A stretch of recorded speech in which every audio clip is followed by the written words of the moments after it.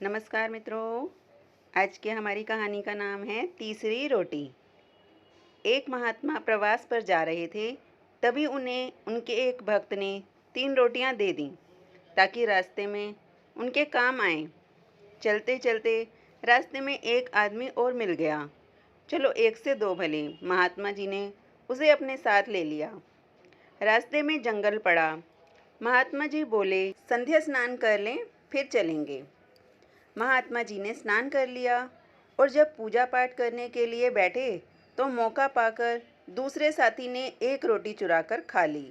महात्मा जी ने देखा तो उसमें 2 ही रोटियां थीं। महात्मा जी बोले, 1 रोटी किसने खाई? वह बोला, हमें क्या पता। महात्मा जी बोले, ठीक है, 1 तुम ले लो और 1 हम ले लेते हैं। दोनों ने रोटी खाकर प्रस्थान किया। आगे एक बहुत ही भयानक नदी आई और वह व्यक्ति डरने लगा। महात्मा जी ने कहा, भगवान का नाम लो और नदी पार हो जाएंगे। व्यक्ति नाम जपने लगा। आसानी से नदी पार हो गई। अब महात्मा जी ने कहा कि जिस भगवान के नाम के सहारे तुम नदी पार करके आए हो, तुम्हें उन्हीं भगवान के नाम का वास्ता है। बताओ, तीसरी रोटी किसने खाई? वह फिर मुकर गया कि हमें नहीं पता। आगे बढ़े तो आगे एक शेर आ गया।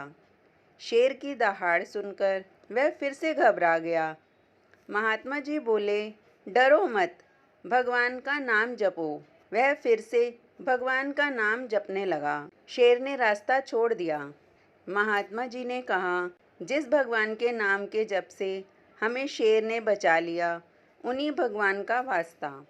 बताओ, तीसरी रोटी किसने खाई? वह फिर मुकर गया कि हमें नहीं पता। आगे जंगल में भयानक आग लगी हुई थी। वे दोनों उसमें घिर गए। वह फिर डरने लगा। महात्मा बोले, भगवान का नाम जपो, सब ठीक हो जाएगा।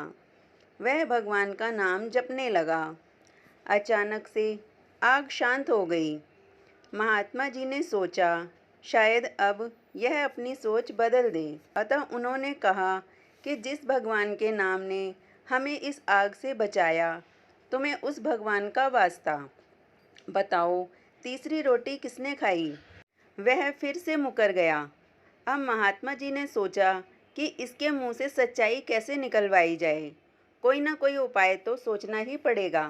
महात्मा जी ने कहा कि अच्छा, यह बताओ कि तुम परदेश किस लिए जा रहे हो? वह बोला, पैसे कमाने के लिए।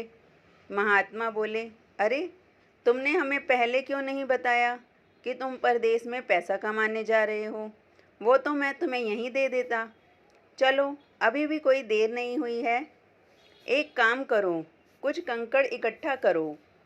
महात्मा ने उस व्यक्ति से लगभग 30 कंकड़ इकट्ठा करवाए और उसके 3 भाग कर दिए। अब महात्मा जी ने उन पर जल छिड़का तो वे तीनों ढेर सोने के बन गए। महात्मा ने कहा कि 1 रोटी तूने खाई, इसलिए 1 ढेरी तेरी। 1 रोटी मैंने खाई, अतः 1 ढेरी मेरी। और यह 1 ढेरी उसकी है जिसने तीसरी रोटी खाई।